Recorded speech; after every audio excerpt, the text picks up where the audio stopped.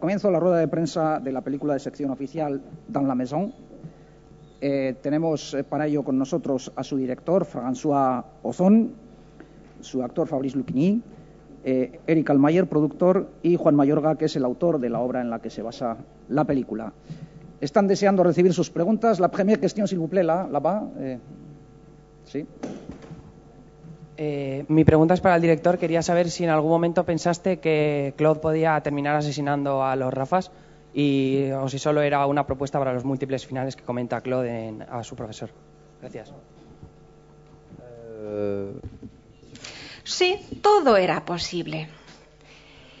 Eso es lo que más me gustó en la obra de Juan, es que a partir del momento en el que instaura un dispositivo, la historia empieza a contarse y puede ir en muchas direcciones diferentes. Eso es lo que dice Germain.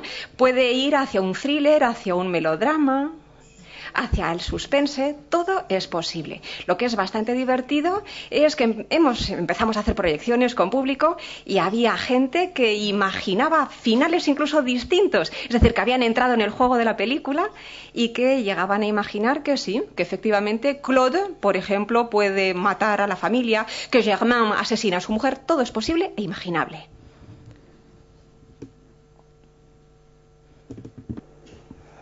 A ver, buenos días. Mi pregunta sería para el director, para François Ozon. La verdad es que la historia esta de la educación, has trabajado también con el mundo de la educación en tu cinematografía. ¿Qué es lo que te atrae realmente el mundo de la educación?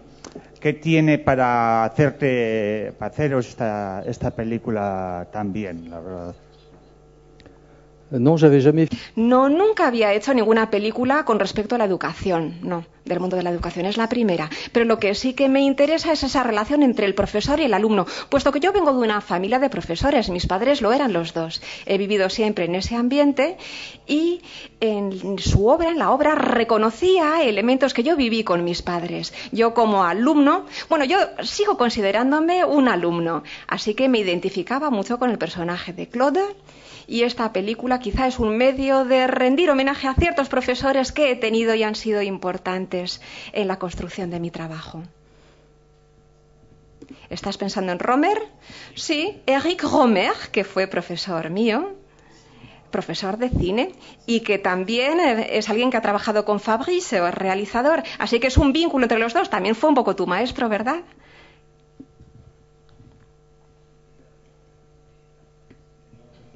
Por la película me ha encantado. Me gustaría saber si has pretendido indicar que la imaginación no tiene edad. Al principio el protagonista dice que le están contando cosas insustanciales y resulta que luego ese joven es el que le da a él esa inspiración que él nunca tuvo. Gracias. Juan, quizá quieres responder tú. Responde, Juan. Responde tú por mí. Él es el autor de la obra. La pregunta estaba dirigida al director y agradezco que François me dé la palabra y aprovecho para agradecer que haya querido que yo esté aquí en esta rueda de prensa.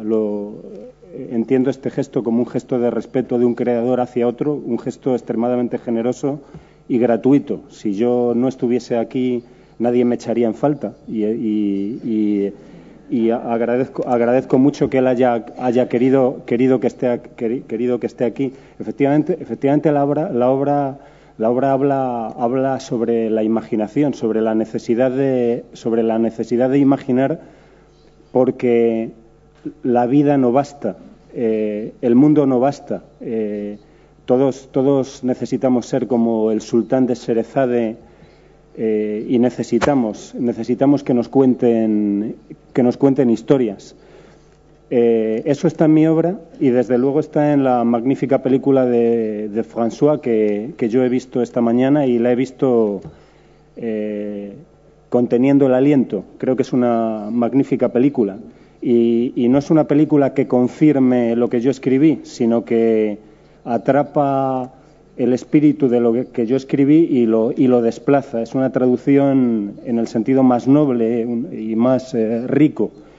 Y consigue, y esto es algo formidable, consigue hacer de cada espectador un creador y un crítico. Creo que está permanentemente convocando la imaginación del espectador, de forma que, del mismo modo que Claude de algún modo anima la imaginación de Germain, François Ozon ha conseguido que cada espectador quiera escribir su propia película, quiera hacer su propia película, y creo que eso es algo extraordinario y mágico.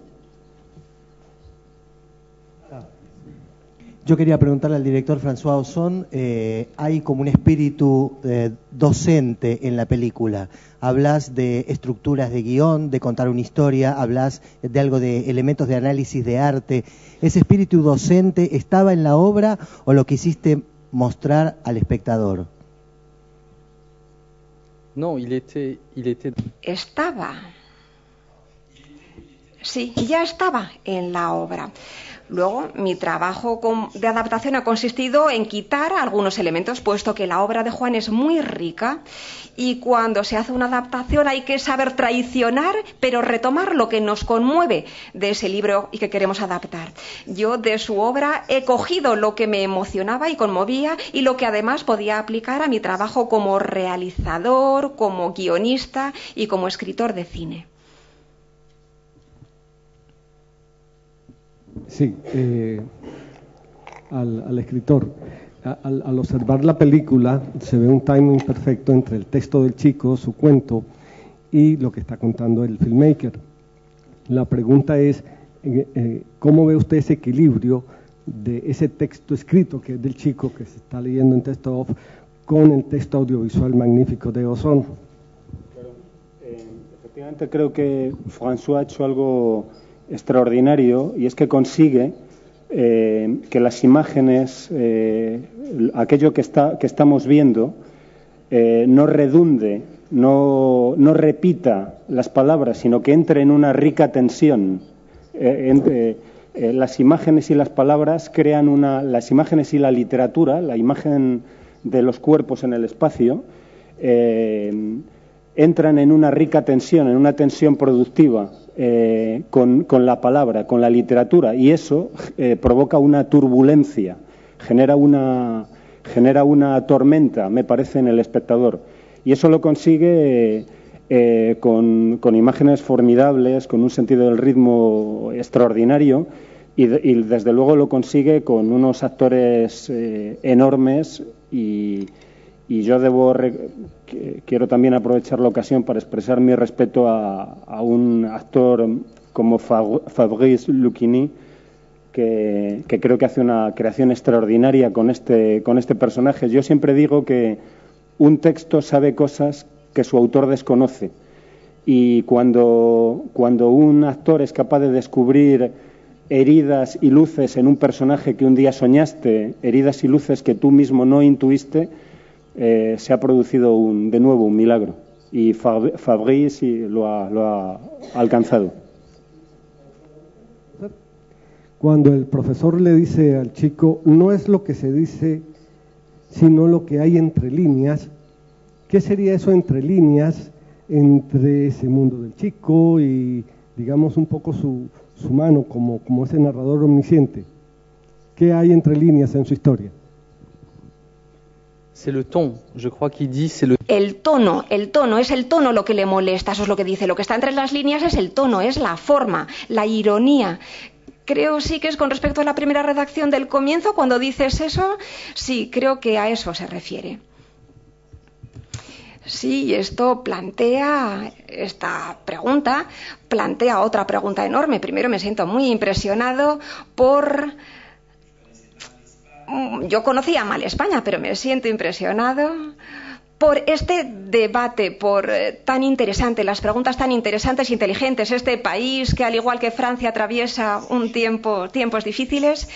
Veo que sí, que le parece que es un país muy exigente, encontrar un sentido a la vida sin ser intelectual. Y tal y como esta película está siendo acogida aquí, demuestra hasta qué punto el pensamiento y la inteligencia de este pueblo y la inmensidad metafísica de este pueblo, de esta gente, va más allá que todos los horrores que el pueblo europeo está atravesando. Y creo que hay una enorme grandeza cuando estamos hablando de qué hay entre líneas. Ese es el problema del actor, que nunca interpreta las palabras, sino que interpreta, sí, como decía un gran poeta francés, las palabras son las cicatrices del poeta. Y un actor no tiene que decir palabras mecánicamente, simplemente por decirlas, sino que tiene que restituir lo que Jouvet llamaba las cicatrices del poeta.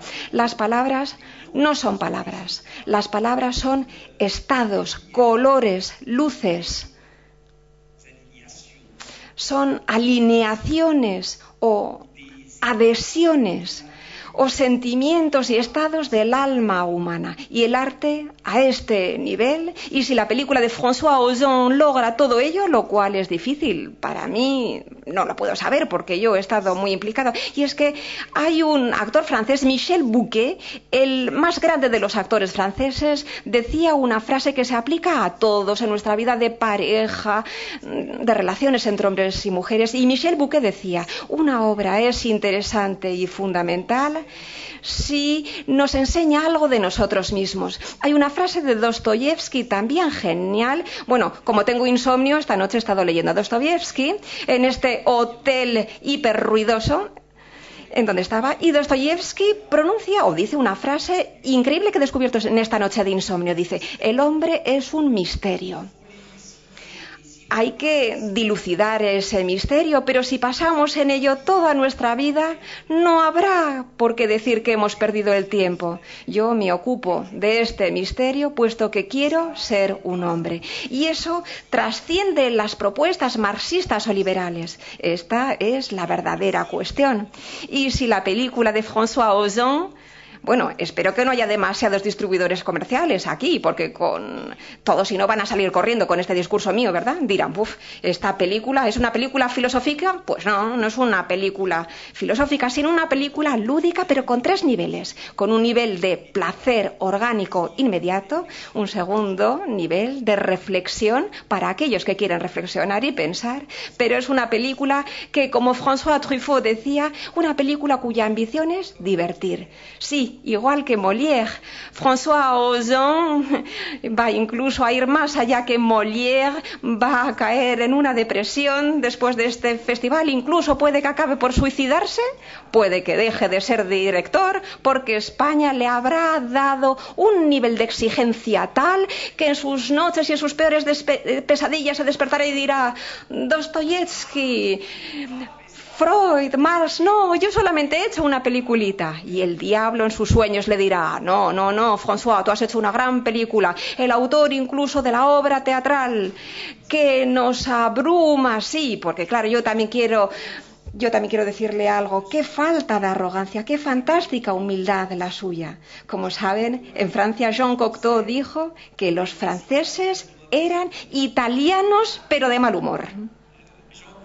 Jean Cocteau, digo, y lo repito porque es mi frase favorita, dijo... Hay una frase de La Fontaine también, hablando de España, una frase magnífica, y ya lo he dicho, sí, Víctor Hugo, también he hablado de Víctor Hugo antes, en un momento en el que vuestro país está como el nuestro, sí, habéis sido también un país muy poderoso, sí, ahora cito a Ruy Blas, cuando va a ver a todos esos ministros españoles... Y lee ese famoso texto de admiración por España, porque Víctor Hugo entra y dice que aproveche.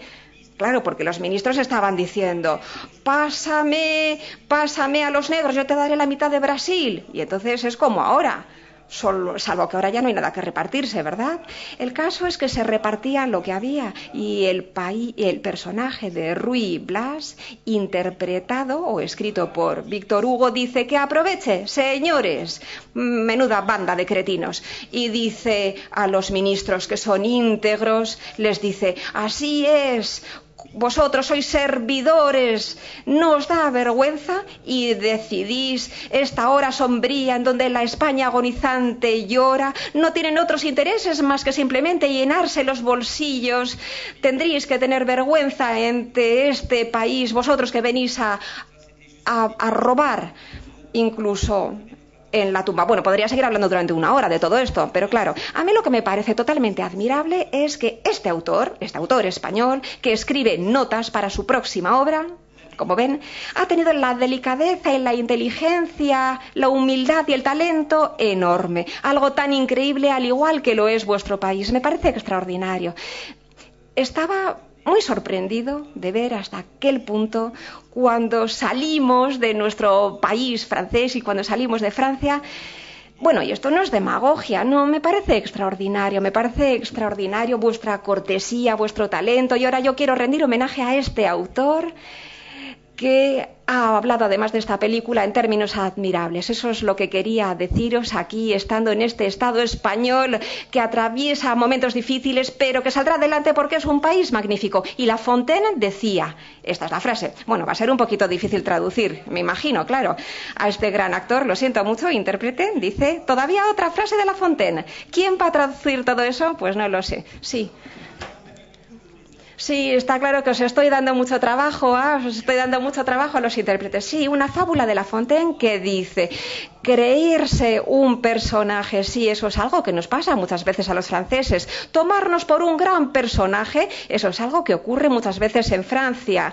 Muchas veces creemos ser personas importantes, pero no somos más que un burgués. Ese es el mal. Tenemos demasiada vanidad nosotros los franceses. Esa vanidad francesa, eso es algo específico a nosotros los franceses, pero los españoles son, bueno, orgullosos, eso es, son orgullosos. Así lo eran en el siglo XVII. Los españoles son orgullosos, pero su orgullo en el fondo no es un orgullo tan tonto. No, tienen motivos para serlo y para estarlo.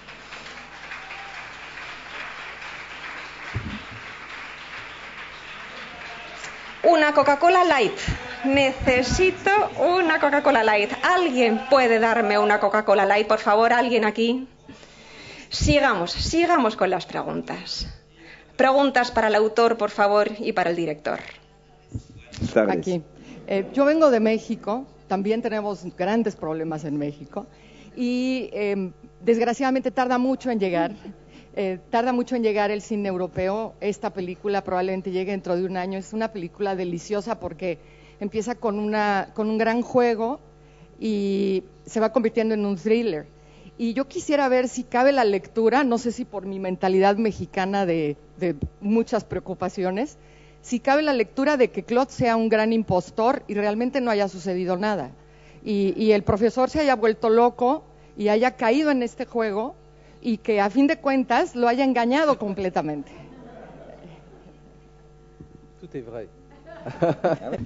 Todo es cierto. Es cierto, es falso. Como decía Juan, cada uno tiene que hacer su propia película. Me parece muy interesante tu punto de vista como mexicana, es genial. ¿Te das cuenta? Sí, bueno, yo he tratado de instaurar ese dispositivo y después cada uno podrá ver lo que quiera. Esa es la idea de la película y eso es lo que más me ha gustado. No tanto los eventos, lo que sucede, como la forma de contar la historia. Eso es lo que más me gustaba. Y sobre todo cómo esos dos personajes, el maestro y el alumno, se necesitan mutuamente para poder sobrevivir, porque no están adaptados a la realidad, no se pueden adaptar, necesitan ficción. Y por eso decidí terminar así la película, con esta pareja, con estos dos hombres, que va a seguir contándose historias. Y si puedo permitir seguir, me dirás si estás de acuerdo o no. Esa era la ambición suprema, y es que sin maldad, el cine espectáculo, no voy a decir el cine americano, pero muchas veces americano, aplasta al espectador bajo un dispositivo aplastante con el que nos sumerge. Y ese cine, que en mi trabajo en Francia implica, yo lo que quiero hacer es dar al actor elementos para que se sienta actor dentro de la película. Ya no es simplemente un consumidor pasivo que está engullendo palomitas e imágenes, sino que se convierte él también actor de ese relato. Y por consiguiente, él tiene una enorme dignidad. Esa es mi ambición en Francia con mi espectáculo, donde cada uno de ellos tiene que tener las imágenes. Y esas imágenes, cuando yo leo La Fontaine, etcétera, cada espectador tiene sus imágenes. Una última anécdota. Cuando vas a Estados Unidos y dices canard, pato, todos los americanos tienen la misma imagen, pero en Europa, en lo que queda de Europa, que no queda tanto de Europa, pero bueno, nos sigue quedando algo, si dices canard en un poema de La Fontaine, cada uno de nosotros tendrá una imagen de un canard, de un pato distinto uno del otro. Y si luchamos por preservar la singularidad de esta Europa admirable, que tiene que seguir existiendo, ahí habremos vencido en el proyecto del arte. Y es que finalmente el fin de un artista es que cuando cada uno de nosotros digamos canard, pato, cada uno seamos distintos del vecino. ¿Por qué no te haces político? De palomitas, me ha sorprendido que un profesor que está buscando la imaginación, que está buscando su propio contenido literario, resulta que vaya al cine y coma palomitas. ¿No es un contrasentido personal? C'est vrai. C'est l'ironie, voilà. Ciertamente. Esa es la ironía. Yo nunca hubiese comido, no, él las odia, pero claro, como es un actor, él hace lo que le dice su director. Ese es el lado moderno de Ozon. Ha querido hacer una transgresión. Si la señora de México se va, tiene que coger su avión, viva. Hasta pronto, México. Está cantando La Bella de Cádiz.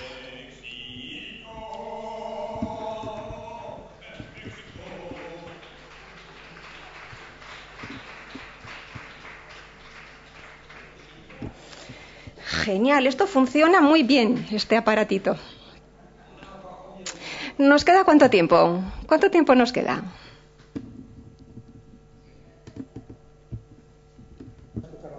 Sí, el micrófono, por favor. Adelante. Sí, primero lo felicito por la película, realmente es maravillosa. Me interesa saber fundamentalmente qué lugar ocupa el arte en esta película que tiene tanto que ver con la vida, porque percibo un discurso absolutamente irónico, no solamente hacia el arte, sino hacia el discurso del arte. O sea, el discurso crítico del arte. No, c'est la femme et l'homme, vas-y. Oui.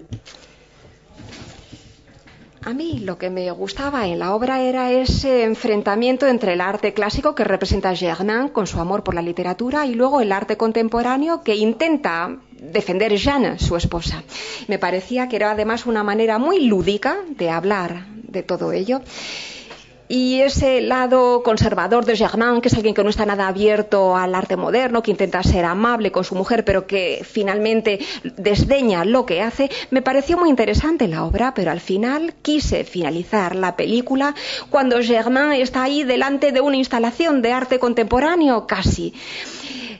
Y entonces es como si se reconciliase con todo ello. No sé, Juan, ¿tú cómo lo veías?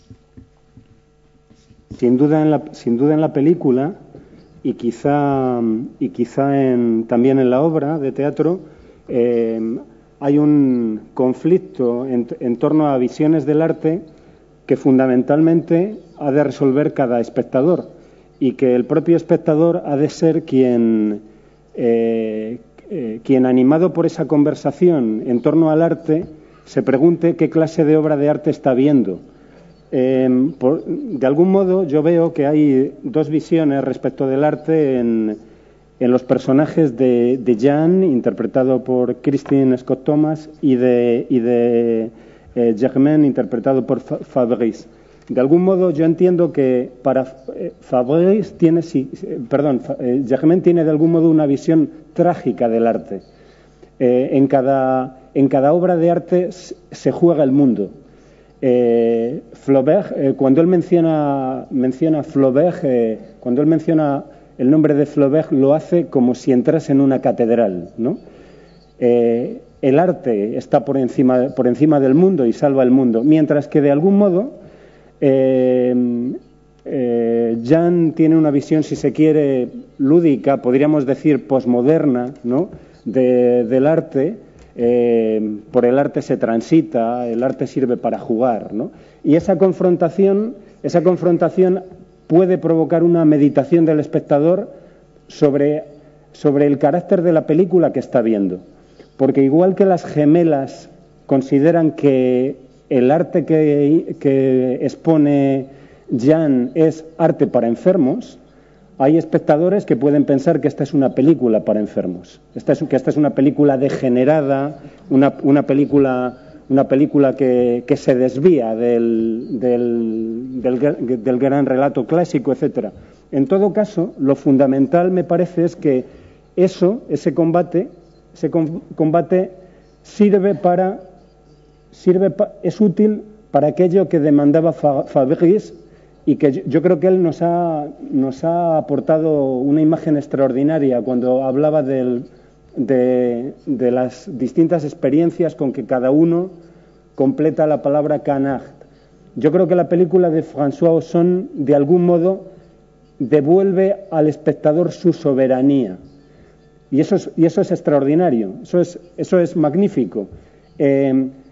Frente a un cine convertido que trata al espectador como un mero consumidor, ¿no?, y que simplemente alienta determinadas ansiedades y inmediatamente las satisface, el espectador de esta película sale con hambre y sale atravesado por esa película y sale completándola, de forma que finalmente no solo tenemos dans la maison de François Ozon, sino dans la maison de cada espectador, y en este sentido es gran cine. Y por supuesto que eso también tiene que ver con la escuela. Los dos grandes ámbitos de la película son los dos grandes espacios de conflicto y de encuentro, que son la casa y la escuela, ¿no? Cuando yo pienso en la escuela, siempre recuerdo una gran frase del filósofo alemán Walter Benjamin, que está citado entre líneas en la película. Decía Walter Benjamin que la escuela no debería ser el lugar de dominio de una generación sobre otra, sino el lugar de encuentro de dos generaciones. Y creo que eso se da de forma extraordinaria en la película. Hay el encuentro entre dos generaciones. Se trata de una película sobre padres e hijos, sobre maestros sin herederos y sobre jóvenes que no tienen una herencia que recibir. Es una película sobre gente que tiene cansada la mirada y gente que está aprendiendo a mirar, ¿no? Y el lugar donde se puede restituir todo eso es la escuela. Y la escuela se convierte en un lugar de resistencia, en un espacio de resistencia. Y yo creo que en este sentido la película nos entrega hermosísimos momentos y desde luego el momento final es extraordinario, a mi juicio. Muchísimas gracias por la respuesta. Yo quería saber, con respecto a la resolución de la historia y el personaje, de cómo queda en el final el profesor, si hay una asociación con el final del gabinete del doctor Calegari, con el personaje de Calegari, si fue consciente o inconsciente, o si no existe. Pues no lo he visto, no he visto nunca el gabinete del doctor Caligari, lo siento. No, para nada, no. ¿Qué ocurre con esta película en el gabinete del doctor Caligari? El gabinete del doctor Caligari es una película, un ícono del expresionismo alemán, que finaliza cuando hay un replanteo, sobre todo. Sí, eso ya lo sé. Y el personaje queda loco dentro de una especie de manicomio, y uno duda si todo lo que pasó en la película pasó dentro de la mente de la persona o no. Y es lo que yo vi en el final de esta película, por eso la asocio. Pues ¿por qué no? Todo es posible. Para mí todo es cierto y todo ha sucedido, pero luego cada uno que lo interprete como quiera. El final es suficientemente abierto para que cada uno lo interprete a su modo. ¿Quién es la jefa? ¿La jefa de esto quién es? ¿Quién decide cuando ya está todo el mundo harto? Ah, usted es el jefe. Adelante, sí, soy el jefe. Seguimos entonces. La enhorabuena a todo el equipo, la gratitud por poder contemplar estas obras de arte, por los planos diversos y por dejarnos entrar en ellos, participando. Y la pregunta va para los dos actores masculinos. Actor solamente hay uno, actor hay uno. Ese vacío existencial que nos acompaña, ¿no? En la vida, seamos conscientes o no, en el trabajo de interpretación para construir el personaje, os retroalimentáis en esa interacción, en esa simbiosis. Vuestra vida tiene sentido en la medida que proyectáis en el otro y os miráis, ¿no? Entonces, el vacío existencial de Germaine.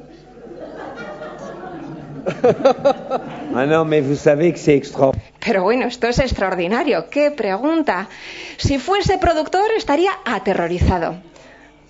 Porque claro, estamos a una altitud, en altitudes tan elevadas.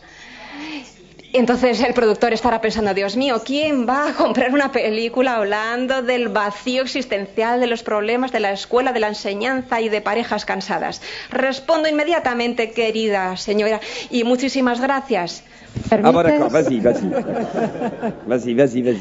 Vale. Tu vacío existencial a mí me resuena más por mi propia, ¿no?, experiencia vital. Soy docente, por el momento de desarrollo de la vida, etcétera, etcétera, ¿no? Y lo entiendo como construcción y como bastión dentro de un sistema rígido que intenta homogeneizar, ¿no? Como un poder del sistema que nos deja poco a la lucha, a la improvisación, al respeto, a una escuela y a una educación democrática, participativa, etcétera, etcétera. Tu vacío existencial como personaje lo entiendo más. ¿Cómo habéis construido desde vuestros vacíos? Porque el adolescente no tiene una realidad agradable, ¿no?, que la acompaña en su cotidianidad. ¿Cómo habéis resuelto esa interacción en la actuación, en la construcción del personaje? Bien. La síntesis increíble de su pregunta quizá es la siguiente. Es que usted, profesora, ha sentido y ha podido experimentar, claro, las dificultades que existen en esta homogeneización. Usted habla de mi vacío. Bueno, un actor trabaja con lo que vive, porque como Jouvet, un gran hombre de teatro, dice, solo somos comediantes del hombre que somos. Así que el vacío de Germaine, ese vacío no es un vacío que yo conozco, que no he tenido que crear, y yo también tengo tal vacío que he tenido que hacer 30 años de psicoanálisis para lograr superarlo, y como diría Woody Allen, bueno, pues voy un poquito mejor. Pero lo que quiero decir es que ese vacío del que habla, y me emociona que usted lo haya visto, pero un actor lo único que puede hacer es alternar, ¿sí? Alternar, ofrecer, no ofrecer, es decir, alternar entre el lleno y el vacío. A mí me gustan muchísimo esos papeles, esos personajes donde hay un fondo depresivo. Me resulta más fácil interpretarlos, porque así quizá puedo interpretar mejor la existencia y las dificultades de las existencias. Es depresivo, pero al mismo tiempo es lúdico, porque si no, claro, no se trata de que hayamos hecho una película psicoanalítica, ¿no? Está seguro que entonces ya el productor se va a suicidar si damos esa impresión. Pero lo que está claro es que yo he utilizado mi propia desesperanza, bueno, igual exagero un poco. Bueno, pero sí que es cierto que he utilizado mi propio vacío. Como dice Dostoyevsky, el hombre es un misterio. Hay una frase magnífica también de Céline que dice: el alma solamente se siente caldeada por su misterio.